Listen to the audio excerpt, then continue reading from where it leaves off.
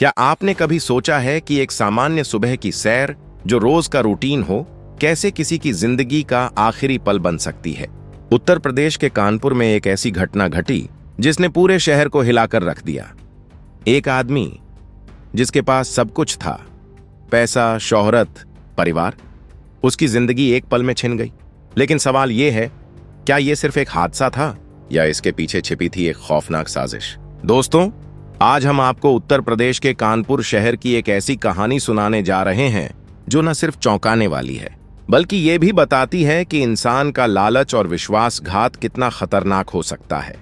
ये कहानी है राजेश गौतम की, एक ऐसे शख्स की जिनके पास पैसों की कमी नहीं थी, समाज में इज्जत थी और एक खुशहाल परिवार था। लेकिन 4 नवंबर 2023 को एक ऐसी घटना घटी जिसने उनके परिवार को तहस नहस कर दिया।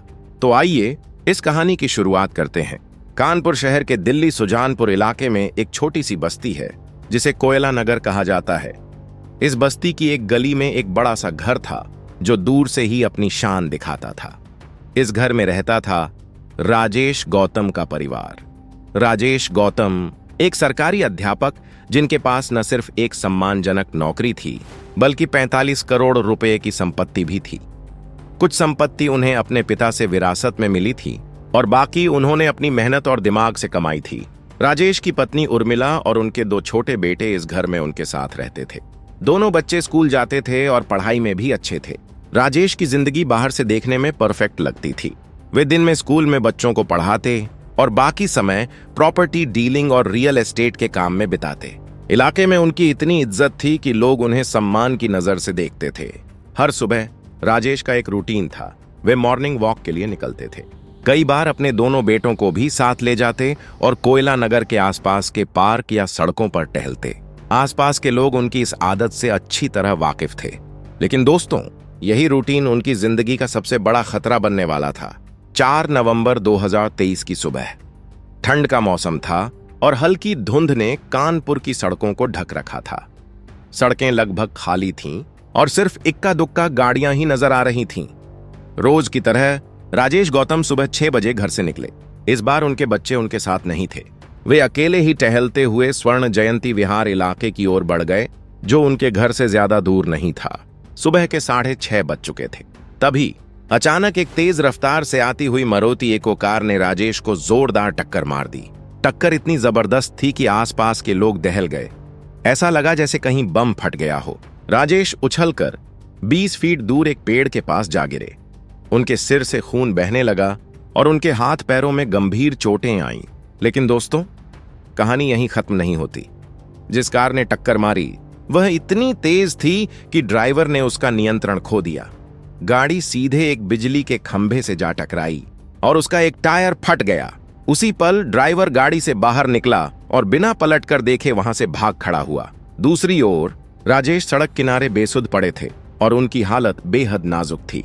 इस हादसे को देखने वाले कई लोग वहां मौजूद थे। उन्होंने तुरंत दौड़कर राजेश को देखा और पहचान लिया कि ये वही राजेश गौतम हैं जिन्हें इलाके में सब जानते थे। किसी ने फोन उठाया और राजेश के बड़े भाई ब्रह्मदीन गौतम को खबर दी। उसी दिन राजेश का भतीजा कुलदीप गौतम, जो भारतीय नौसेना में ऑफिसर था, छुट्टी पर घर आया था। उसे घर पहुंचे अभी 2 मिनट भी नहीं हुए थे कि ये दुखद खबर मिली। ब्रह्मदीन और कुलदीप तुरंत घटनास्थल पर पहुंचे, लेकिन तब तक पुलिस वहां आ चुकी थी और राजेश को अस्पताल भेजा जा चुका था। दोनों सीधे अस्पताल भागे, लेकिन वहां जो खबर मिली उसने सबके होश उड़ा दिए। डॉक्टरों ने बताया कि राजेश अब इस दुनिया में नहीं रहे। पुलिस ने शव को पोस्टमार्टम के लिए भेज दिया। राजेश की पत्नी उर्मिला को जब यह खबर मिली तो वह जोर जोर से रोने लगी। घर में मातम छा गया। उनके 2 छोटे छोटे बच्चों के सिर पर से पिता का साया उठ चुका था। हर कोई सदमे में था। लेकिन दोस्तों, यहां से कहानी में एक नया मोड़ आता है। चश्मदीद गवाहों ने पुलिस को बताया कि एक तेज रफ्तार मारुति इको कार ने राजेश को टक्कर मारी और फिर खंभे से टकरा गई।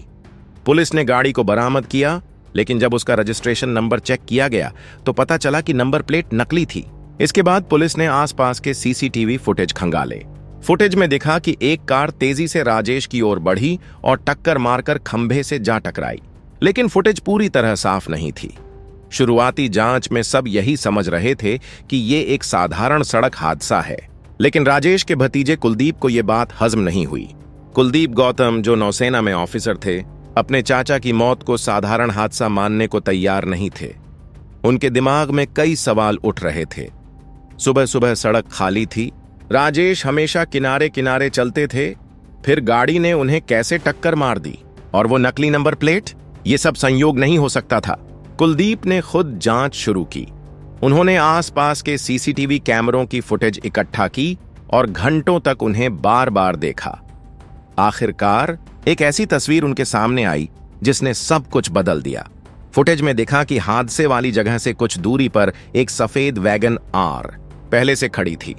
जैसे ही राजेश वहां से गुजरे, वो गाड़ी धीरे धीरे उनका पीछा करने लगी।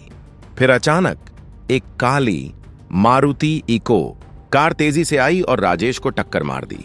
टक्कर के बाद ड्राइवर इको कार से निकला और वैगन आर में बैठकर वहां से भाग गया।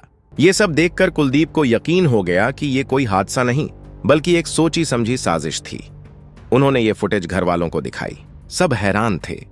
राजेश की पत्नी उर्मिला को भी जब ये बात पता चली तो वो तुरंत एडीसीपी ऑफिस पहुंची और एक चौंकाने वाला आरोप लगाया। उसने कहा कि राजेश की हत्या उसके जेठ ब्रह्मदीन और भतीजे कुलदीप ने प्रॉपर्टी के लालच में करवाई है। लेकिन दोस्तों, क्या ये आरोप सच था या इसके पीछे भी कोई और राज छिपा था? चलिए अब इस कहानी का अगला हिस्सा बताते हैं। उर्मिला के इस आरोप ने सबको चौंका दिया, लेकिन कुलदीप और ब्रह्मदीन को इस बात का गहरा सदमा लगा। वे तो अपने भाई और चाचा की मौत का सच ढूंढ रहे थे और अब उन पर ही इल्जाम लग रहा था। इस बीच राजेश के कुछ पुराने दोस्त, जो जवाहर नवोदय स्कूल के बैचमेट थे और अब IAS, PCS और IPS जैसे बड़े पदों पर थे, इस मामले में सक्रिय हो गए। उन्होंने पुलिस पर दबाव डाला कि इस केस की गहराई से जांच हो। पुलिस ने 4 अलग अलग टीमें बनाई। पहली, सीसीटीवी फुटेज खंगालने वाली टीम। दूसरी, परिवार और रिश्तेदारों से पूछताछ करने वाली टीम। तीसरी, कॉल डिटेल्स और मोबाइल लोकेशन चेक करने वाली टीम। चौथी, हादसे में इस्तेमाल हुई गाड़ियों का पता लगाने वाली टीम। जांच आगे बढ़ी तो कई चौंकाने वाले खुलासे हुए। पुलिस को पता चला कि मारुति इको कार कल्याणपुर में रजिस्टर्ड थी और उसका नंबर प्लेट नकली था। दूसरी गाड़ी वैगन आर भी कानपुर की ही थी। पुलिस ने सभी वैगन आर मालिकों की लिस्ट निकाली और एक एक से पूछताछ शुरू की। इसी बीच एक और सनसनीखेज जानकारी सामने आई। कुछ समय पहले राजेश की तबीयत अचानक बिगड़ गई थी। उन्हें अस्पताल में भर्ती करना पड़ा था और डॉक्टरों ने बताया कि उनके शरीर में जहर पाया गया था। वो तो इलाज की वजह से बच गए, लेकिन अब पुलिस को शक हुआ कि शायद ये हत्या की साजिश पहले से चल रही थी। पुलिस ने पड़ोसियों से पूछताछ की तो एक और राज खुला। पड़ोसियों ने बताया कि राजेश के घर पर एक ठेकेदार शैलेंद्र सोनकर का आना जाना लगा रहता था। खास बात यह थी कि वो ज्यादातर तब आता था जब राजेश घर पर नहीं होते थे और कई बार वो घंटों तक घर में रुकता था। पुलिस का शक अब उर्मिला और शैलेंद्र पर गया। जब उर्मिला के कॉल रिकॉर्ड्स और लोकेशन हिस्ट्री चेक की गई तो पता चला कि वो और शैलेंद्र लंबे समय से एक दूसरे से बात कर रहे थे। न सिर्फ कॉल बल्कि व्हाट्सएप चैट्स और वीडियो कॉल्स भी होती थीं। राजेश के बड़े बेटे ने भी बताया कि उसकी मां अक्सर एक अंकल से वीडियो कॉल पर बात करती थी और कई बार वो अंकल कपड़े उतार देता था। पुलिस की जांच अब तेज हो चुकी थी। पता चला कि शैलेंद्र सोनकर वो ठेकेदार था जो 2021 में राजेश के नए घर के निर्माण में शामिल था। उसी दौरान उसका उर्मिला से मिलना जुलना शुरू हुआ।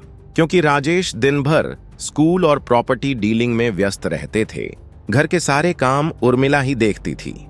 यहीं से उर्मिला और शैलेंद्र की नजदीकियां बढ़ने लगीं। धीरे धीरे उनकी बातचीत फोन कॉल्स से व्हाट्सएप चैट्स और फिर वीडियो कॉल्स तक पहुंच गई। दोनों के बीच न सिर्फ प्यार पनपा बल्कि शारीरिक संबंध भी बन गए। राजेश को शुरू में इसकी भनक नहीं थी, लेकिन जब पड़ोसियों ने शैलेंद्र के बार बार घर आने की बात बताई तो राजेश को शक हुआ। उन्होंने शैलेंद्र को साफ मना किया कि वो घर न आए, लेकिन उर्मिला और शैलेंद्र का रिश्ता अब इतना गहरा हो चुका था कि वो रुकने को तैयार नहीं थे। आखिरकार दोनों ने फैसला किया कि राजेश को रास्ते से हटाना होगा, लेकिन वो ये भी चाहते थे कि हत्या को हादसा दिखाया जाए ताकि किसी को शक न हो। उनकी पहली कोशिश थी जहर देना। उर्मिला ने राजेश के खाने में जहर मिलाया, जिससे उनकी तबीयत बिगड़ गई। लेकिन परिवार ने उन्हें तुरंत अस्पताल पहुंचाया और उनकी जान बच गई। जब जहर का प्लान फेल हुआ तो उर्मिला और शैलेंद्र ने सुपारी किलर हायर करने की कोशिश की। उन्होंने 1.5 लाख रुपए में 2 लोगों को सुपारी दी, लेकिन वो लोग पैसे लेकर भाग गए। इसके बाद उर्मिला ने हाईवे पर ट्रक से हादसा करवाने का प्लान बनाया, लेकिन वो भी नाकाम रहा। आखिरकार दोनों ने खुद ही हत्या का प्लान बनाया। उन्होंने एक पुरानी मारुति इको कार खरीदी, उसका नंबर प्लेट नकली लगाया और एक वैगन आर का इंतजाम किया ताकि हादसे के बाद भाग सकें। शैलेंद्र ने अपने ममेरे भाई विकास सोनकर और एक ड्राइवर सुमित कठेरिया को इस साजिश में शामिल किया। सुमित को 5 लाख रुपए की सुपारी दी गई और विकास को संपत्ति का लालच दिया गया। 4 नवंबर 2023 का दिन, सुबह की ठंडी हवा और हल्की धुंध। राजेश गौतम रोज की तरह मॉर्निंग वॉक के लिए निकले। उर्मिला ने सुनिश्चित किया कि उस दिन बच्चे उनके साथ न जाएं। उसने बड़े बेटे को पढ़ाई का बहाना बनाकर और छोटे बेटे को बीमारी का हवाला देकर घर पर रोक लिया। जब बड़ा बेटा फिर भी निकलने लगा तो उर्मिला ने उसे बाथरूम में बंद कर दिया और दरवाजा पकड़कर खड़ी रही ताकि वो बाहर न निकल सके। जैसे ही राजेश घर से निकले, उर्मिला ने शैलेंद्र को फोन करके खबर दी। सुमित कठेरिया मारुति इको में तैयार था और विकास सोनकर वैगन आर चला रहा था, जिसमें शैलेंद्र और उर्मिला भी मौजूद थे। ये लोग राजेश का पीछा कर रहे थे। सुमित ने अपनी गाड़ी को कुछ दूरी पर खड़ा किया ताकि टक्कर से पहले स्पीड पकड़ सके। जैसे ही राजेश स्वर्ण जयंती विहार के पास पहुंचे, सुमित ने तेज रफ्तार में कार दौड़ाई और जोरदार टक्कर मार दी। टक्कर इतनी तेज थी कि गाड़ी खंभे से टकरा गई और उसका टायर फट गया। सुमित तुरंत बाहर निकला, वैगन आर में बैठा और वहां से भाग गया। उर्मिला घर वापस लौट चुकी थी ताकि किसी को शक न हो। लेकिन दोस्तों, इस साजिश का पर्दाफाश होने में ज्यादा वक्त नहीं लगा। पुलिस की जांच ने आखिरकार सारी साजिश का पर्दाफाश कर दिया। शैलेंद्र सोनकर, उर्मिला गौतम और विकास सोनकर को गिरफ्तार कर लिया गया। पूछताछ में उन्होंने सब कुछ कबूल कर लिया। सुमित कठेरिया फरार हो गया, लेकिन पुलिस उसकी तलाश में जुटी थी। जांच में पता चला कि उर्मिला और शैलेंद्र का रिश्ता सिर्फ प्यार तक सीमित नहीं था। उर्मिला को राजेश की संपत्ति भी चाहिए थी और तलाक लेने से वो पैसा उसके हाथ से निकल जाता। इसलिए उसने शैलेंद्र के साथ मिलकर अपने पति की हत्या की साजिश रची। इस हादसे ने राजेश के 2 छोटे बच्चों को अनाथ कर दिया। उनकी मां जेल में थी और पिता की मौत हो चुकी थी। राजेश के बड़े भाई ब्रह्मदीन ने वादा किया कि वो इन बच्चों की परवरिश करेंगे और उन्हें पढ़ाएंगे लिखाएंगे। दोस्तों, ये कहानी हमें सिखाती है कि लालच और विश्वासघात कितना खतरनाक हो सकता है। एक औरत जिसे अपने पति की इज्जत और प्यार की कदर नहीं थी, उसने सिर्फ पैसों और अपने प्रेमी के लिए अपने बच्चों के भविष्य को दांव पर लगा दिया। दोस्तों, इस कहानी को सुनाने का मकसद किसी का दिल दुखाना नहीं, बल्कि आपको सतर्क और जागरूक करना है। ये कहानी हमें बताती है कि विश्वास और रिश्तों की नींव कितनी नाजुक होती है। अगर आपको ये कहानी पसंद आई तो अपने विचार कमेंट में जरूर बताएं। साथ ही ये भी लिखें कि आप इस वीडियो को कहां से देख रहे हैं। अगर आपको हमारी मेहनत पसंद आई तो इस वीडियो को लाइक करें, अपने दोस्तों के साथ शेयर करें और हमारे चैनल को सब्सक्राइब करना ना भूलें। बेल आइकन दबाएं ताकि हमारी हर नई कहानी आप तक सबसे पहले पहुंचे। धन्यवाद और फिर मिलेंगे एक नई कहानी के साथ।